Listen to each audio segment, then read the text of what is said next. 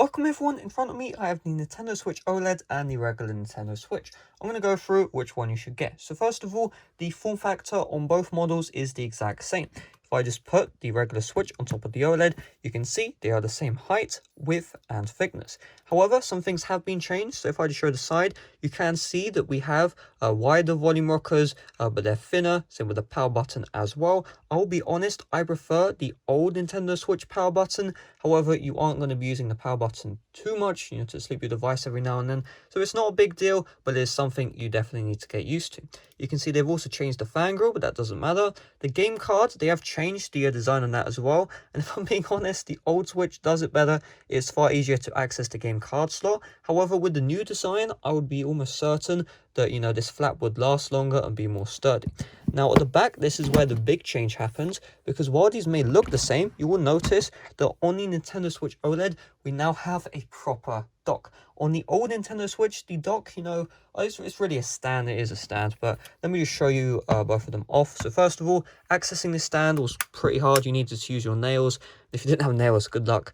And you can see, okay, it gets the job done. However, it's one angle and it easily shakes around. If you pull it down too much, you will, snap it out of place. Over time, this stand will also fail to actually clip back in to the Nintendo Switch, so it's a pretty big deal. This is compared to the Switch OLED, where the entire back is a stand, and it's very easy to access, very little amount of pressure, and you have a massive angle to choose from. You can see, really any angle you can choose, and it will always be sturdy, it will always stay on.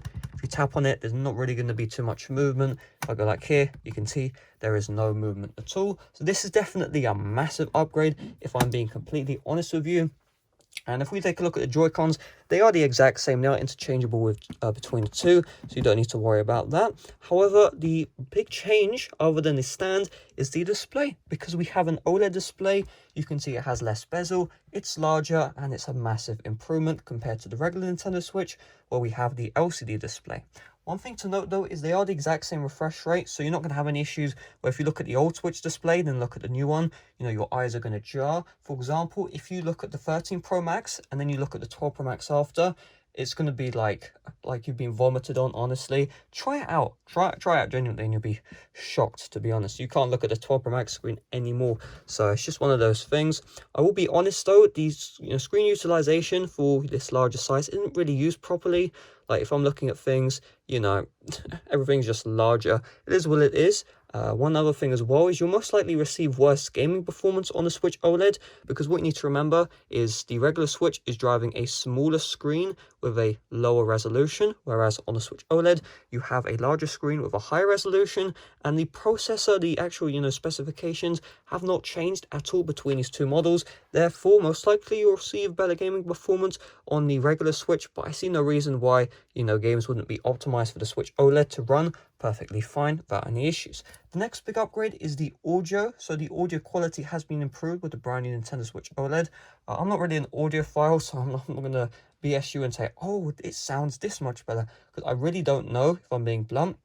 And these are really the major changes between the Switches. And honestly, if I'm being honest with you, there is a theme between the Switch and the Switch OLED, which is these are only changes with handheld mode, literally. So if you plan on using your Switch primarily in docked mode, don't even bother with this new Switch. Get the regular Nintendo Switch. Otherwise, if you are going to be someone who's going to be using handheld mode most of the time, you're going to be using your Switch on the go a lot, then this is the version to get right here, the Nintendo Switch OLED. Of course, you do need the extra money to get it, obviously, but there is no real reason not to get the Switch OLED over the Switch other than the price tag. Everything is an upgrade. Audio, brightness, display, stand especially, that's a very big upgrade. So if you do plan on using the Switch on the go, then definitely get this one. Otherwise, really, you should be using the old Nintendo Switch. There's nothing really wrong which prevents you from just using this as it is if you want to pay less. But honestly, if you're going to get the regular Nintendo Switch for handheld mode only, don't even bother, just get the Switch Lite. So really, my summary is, if you don't really have that much money but you use handheld mode, get the Switch Lite. If you use the Switch primarily for dock mode, get the regular Switch. If you use handheld mode and you have the money, get the Switch OLED. Thanks for watching. See you guys later. Bye bye.